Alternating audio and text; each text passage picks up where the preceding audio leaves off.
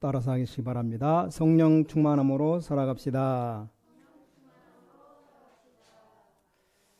자, 오늘 본문에 네 인물이 나옵니다. 여기 문하나라 그랬는데 여기 디모데라는 사람이 나왔습니다. 가난한 집에서 자랐지만 나중에 세상을 움직이는 사람이 되었습니다. 또 여기 나온 누기오라는 사람이 의사인데 이 사람은 남은 생에 나이가 들어서 더 큰 응답을 받게 되었습니다. 야손이라는 사람 사도행전에 나오죠. 아실 겁니다. 사도행 17장에 나오는 사람입니다. 자, 소시바다라는 이 사람은 이름이 별로 없는 사람인데 바울의 친척이라고 되어 있습니다. 자, 우리가 세상을 움직였다고 하니까 거창하게 보이는데 세상을 움직인 사람들이 어떤 사람들이냐? 자, 여러분들 가는 곳에도 이런 축복이 임하기를 바랍니다. 그게 헌신입니다. 여러분 가는 곳에 사람이 죽는 게 아니고 살아난다. 그게 바로 헌신입니다. 어떤 사람이 연구를 했답니다. 사람이 죽고 난 뒤에 몸에서 물질을 뽑아내 보니까 얼마짜리가 되느냐. 물질을 쭉 뽑으면 기름도 조금 나오고 또 몸에서 약품이 나오는 걸 다 뽑아내는데 돈으로 계산하니까 한 5,000원 정도. 우리 몸이 죽어버리면 몸에서 금도 나오는 게 아니고 은도 나오는 게 아니고 몸 안에 있는 원소를 싹싹 긁어 모으면 한 5,000원 정도 값어치가 나온답니다. 요즘 비싸가지고 설렁탕도 사 먹기 힘들어요. 5,000원 가지고. 자, 근데 사람이 살아있으면 이게 굉장히 돈이 많이 듭니다. 이빨 하나 치료하는데 몇십만 원 들죠. 어떤 사람 심장이 좀 안 좋아 심장 조금 바꾸는데도 몇천만 원 듭니다. 여자분들 화장품도 사서 발라야지 좌우지간 돈이 많이 들어요. 자, 5,000원 가치밖에 없는 인간이 살아있으면 이렇게 돈이 많이 들어간다 이 말입니다. 자, 여러분이 오늘 헌신을 하려면 내가 얼마만큼 가치 있는 사람인가를 알아야 됩니다. 여러분이 하나님의 자녀가 되는 순간 어떤 일이 일어나느냐 그걸 먼저 알아야 됩니다. 그래서 나는 예수 그리스도를 구주로 영접합니다. 그럼 나는 하나님의 아들, 딸, 자녀가 되었습니다. 이 고백하는 순간 어떤 일이 벌어집니까? 하나님 자녀의 축복이 성령이 내주하시고 그럼 성령의 인도받고 성령의 충만 역사가 일어납니다. 천사 동원되고 흑암이 결박되고 우리가 제자로 세워지고 보호자의 축복이 임합니다.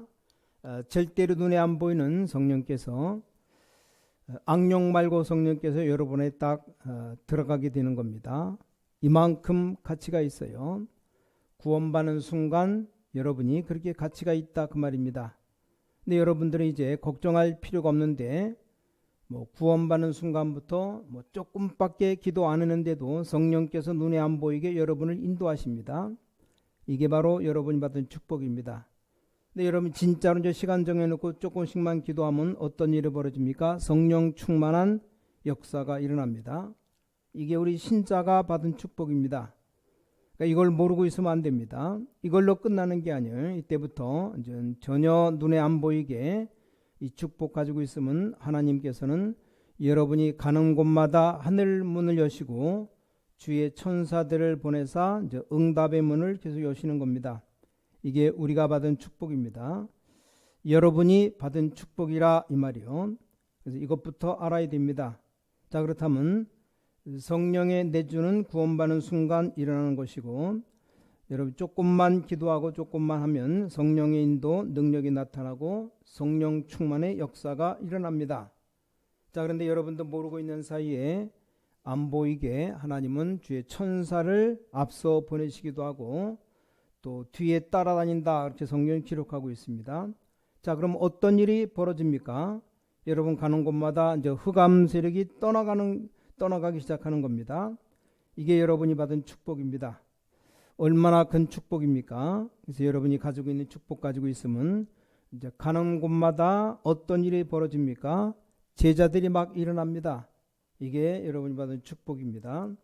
그 정도가 아니죠. 그뿐만 아니라 이제 우리는 이 세상 살아있지만 영원히 살지는 않죠. 이 세상에서. 그래서 우리는 천국 보좌의 축복을 누리게 됩니다.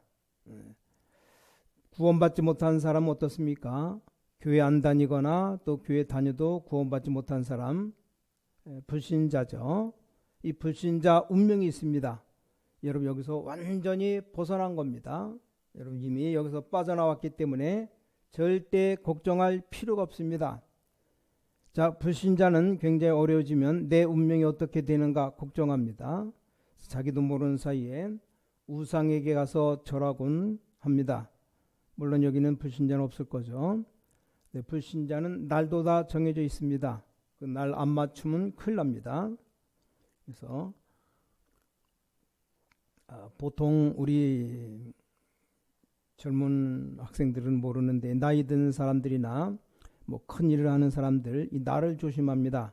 어디 가는 날 안 가는 날 그런 날이 있어요. 근데 예수 믿는 우리들은 날이 필요 없죠. 뭐 주일만 지켜야지 다른 건 없습니다. 끝났습니다. 진짜입니다. 자, 구원 못 받은 사람들 불신자들은 운명 속에 빠져 있기 때문에 집안의 그 제사만 안 지내도 문제가 와버립니다. 실제로 문제가 옵니다. 왜 그렇습니까? 요한복음 8장 44절에 불신자들은 눈에 안 보이게 마귀 손에 잡혀있기 때문입니다. 본인은 모르지만 성경에는 분명히 너희 아비 마귀라고 그랬습니다. 그래서 잘 살다가도 문제가 오면 우상을 찾아갑니다. 막 구술하게 됩니다. 그래서 어려움이 오면 나도 모르는 사이에 출애굽기 20장 3절에서 5절처럼 우상 앞에 절하게 됩니다. 그러면 영적인 어마어마한 일들이 일어납니다. 어느 목사님이 교회 개척을 해서 어려울 때였다고 하는데, 근데 그 한 권사님이 전화 와가지고 굉장히 좋은 집인데 싼 집이 있다는 겁니다. 가봤더니 진짜 어마어마하게 좋은 집인데 집안에 연못도 있고 뭐 집도 새 집이고 아주 좋은 집인데 주인에게 물어봤는데 아니 왜 이렇게 집이 쌉니까? 그랬더니 깨끗하게만 쓰라는 겁니다. 알았다고. 또 돈을 더 깎아주더랍니다. 이상하게 여기는데 그래서 그 목사님이 주인 보고 교회 다니냐 물어봤답니다. 그러면서 예수 믿으라고 그랬더니 우리는 그런 거 안 믿는다고 필요 없다고 그러더래요. 왜냐 자기는 잘 사는 사람이니까. 이 사람이 매주마다 그 집을 찾아온답니다. 그 집에 와가지고 그 집안에 사는 사람 보고 뭐라는 게 아니고 자기가 뭐 나무도 깎고 잔디도 깎고 연못도 다 관리하고 그래서 속으로 생각할 때 종 하나 진짜 잘 들여놨다 생각했대요. 뭐 돈을 주지도 않는데 자기가 와서 다 해주니까 얼마나 좋은지.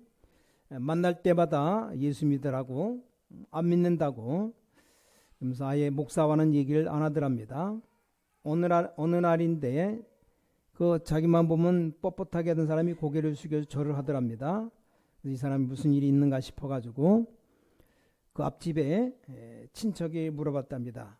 그래서 알았대요. 이 양반이 집을 싹 수리해가지고 딱 이사하려더니 점쟁이가 1년 동안 그 집에 들어가면 안 된다고 했다는 겁니다. 그래서 북쪽으로 이사 가라고. 그 사이에 이제 1년 동안 놔야 되니까 목사님에게 세를 준 거라고. 북쪽으로 가야 되는데 방향을 잘못 틀어서 다른 쪽으로 가버렸대요.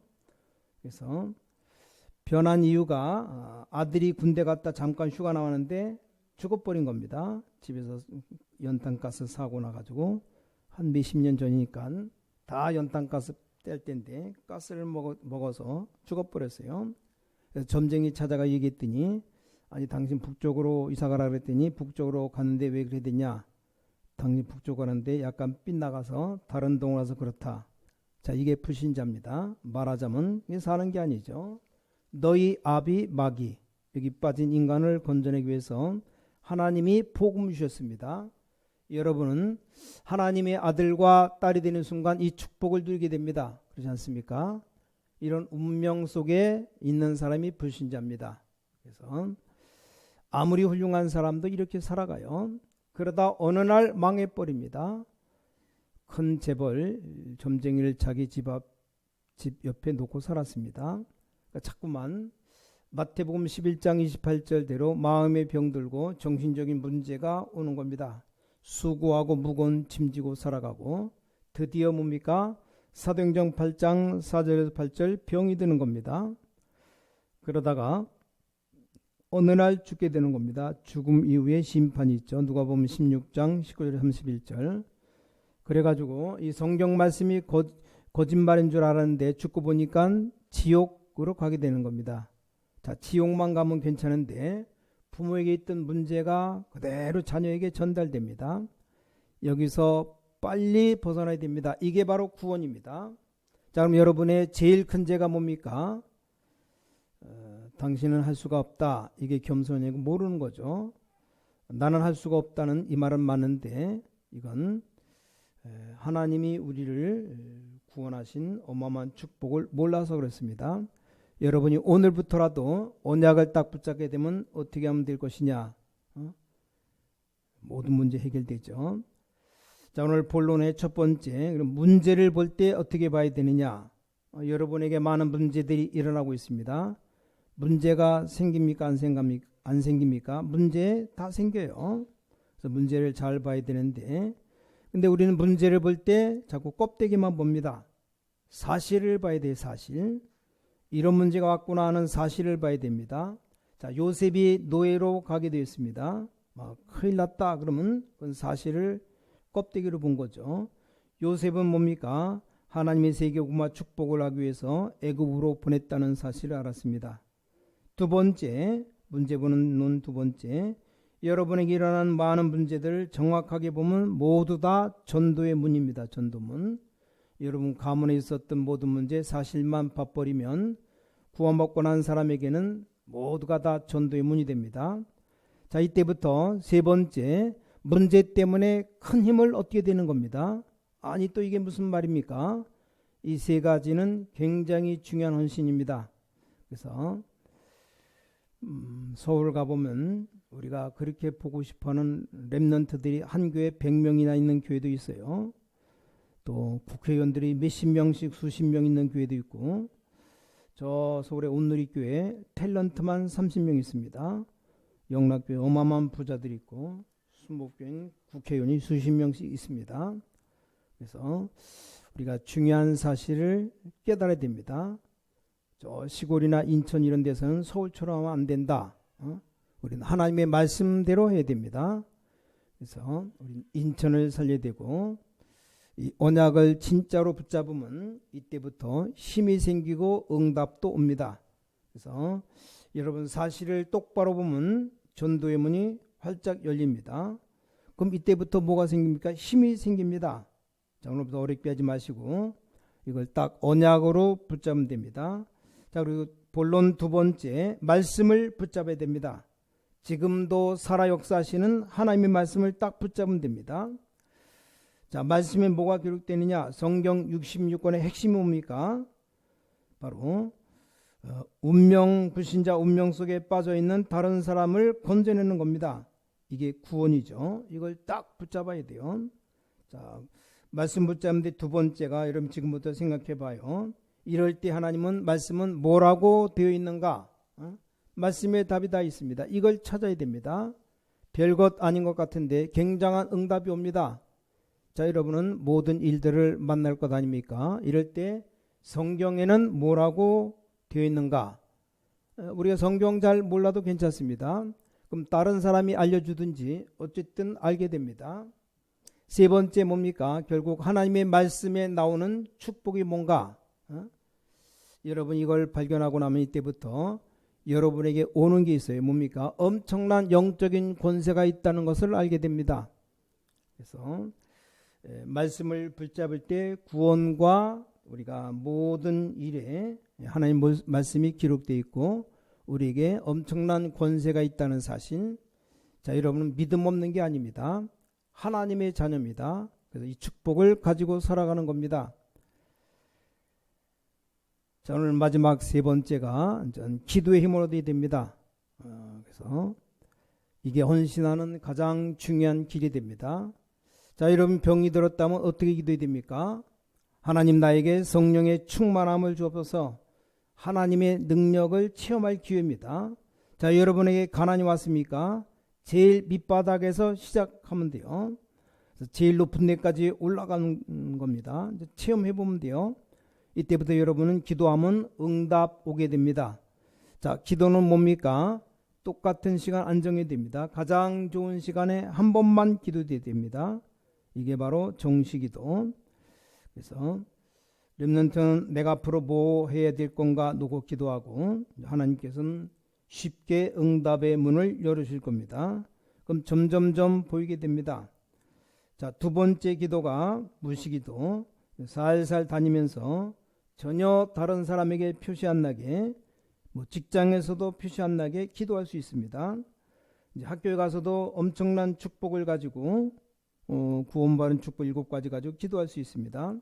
전혀 표시 안 나기 때문입니다. 이걸 보고 무시기도라고 말합니다. 이런 축복 좋습니다.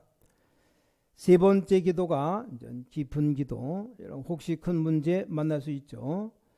또 큰 어려움 당할 수 있습니다. 이럴 때 하나님의 계획이 분명하기 때문에 이제 깊은 기도 시작하면 됩니다. 이게 기도입니다. 하나님께 우리에게 주신 축복이 이것인데 이걸 가지고 우리가 헌신하는 겁니다. 문제는 하나님의 축복을 보는 전도가 되는 것이고 여러분의 말씀 기도는 지금도 성취되기 때문에 이것만 딱 붙잡으면 됩니다. 많은 분들이 신앙생활 어렵다고 생각하는데 그렇지 않습니다. 자, 이렇게만 하면 중요한 결론이 나옵니다. 결론. 어떤 결론이 나옵니까? 성경의 최고의 약속, 하나님이 우리와 함께 하시겠다. 바로 임마누엘입니다. 임마누엘. 이 언약을 딱 잡으면 돼요. 많은 분들이 자꾸 거짓말합니다. 어렵다고 하는데 그렇지가 않습니다. 우리가 제대로 임마누엘 언약 붙잡고 가면 성공되게 되어 있습니다. 암만 어려워도 괜찮습니다. 돈 하나 없이 시작하고 배경 없이도 가능합니다. 우린 자꾸 부정적으로 너무 걱정, 근심, 염려 많이 하는데 자, 하나님이 우리와 함께 하시는 임마누엘의 하나님이십니다. 이 축복을 여러분이 누리면 됩니다. 결론에 임마누엘 축복 누리고 두 번째는 지금부터 여러분이 축복받을 사람이기 때문에 딱 그릇 준비하면 돼요. 그릇. 그러면 됩니다. 이제 그릇 준비하는데 어떤 그릇을 준비해야 되냐? 3가지 준비해야 됩니다. 첫 번째가 육신적인 것도 준비해야 됩니다. 그래서 여러분 좀 예쁘게 해야 됩니다. 아줌마들 예쁘게 해요. 아줌마가 예쁘게 해서 뭐 할 것이냐? 시집 갈 것이냐? 그래도 그렇지가 않아요. 사람들이 또 오래 살다 보면 재혼의 찬스도 올 수도 있습니다. 하여간 예쁘게 하시고 머리도 제일 예쁘게 하시고 권사님들이 예쁘니까 됐어요. 이제 살 빼면 되고 여자들 가만 놔두면 은밀하게 안 보이는 것이 다 튀어나옵니다. 아프면 안 되니까 살 빼고 될 수 있는 옷도 제일 좋은 것으로 골라 입어야 됩니다. 그래야 될 거 아닙니까?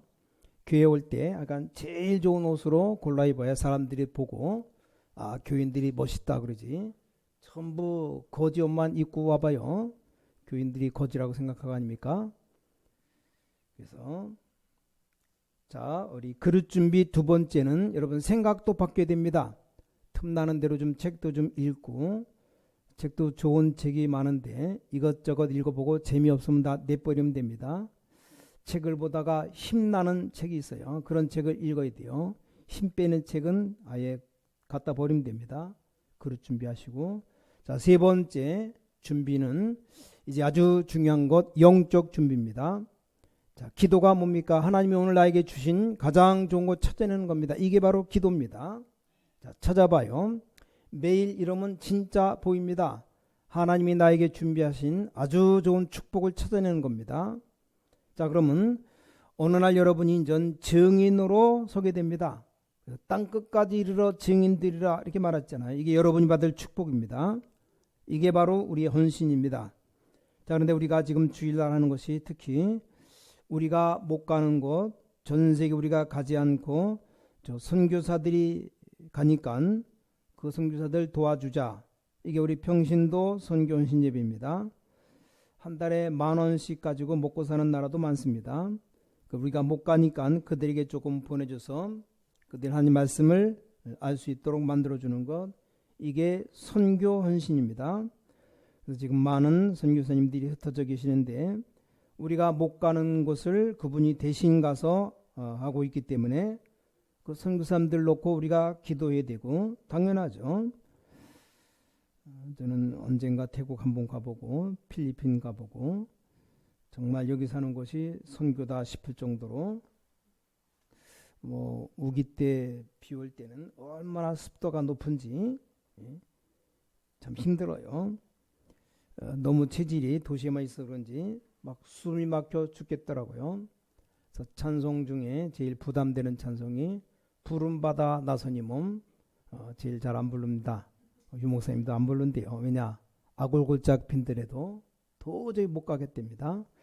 우리가 가는 사람 기도하고 도와주는 것이 그게 바로 선교헌신입니다. 알아듣겠습니까? 모두가 다 의원이 될 수 없지 않습니까? 그래서 그런 사람들 의사로 돕든지 아니면 말씀으로 돕든지 그 기도해주는 선교입니다. 그래서 훌륭한 분들이 일어나서 우리 한국에 도움되도록 우린 뒤에서 뒷바라지하는 거 그게 선교입니다. 자, 오늘 여러분에게 임마누엘의 축복이 있게 되기를 예수 그리스도 이름으로 축원합니다. 여러분 한 주간도 여러분에게 분명히 하나님의 응답 올 것이니까 잘 찾아보시기 바랍니다.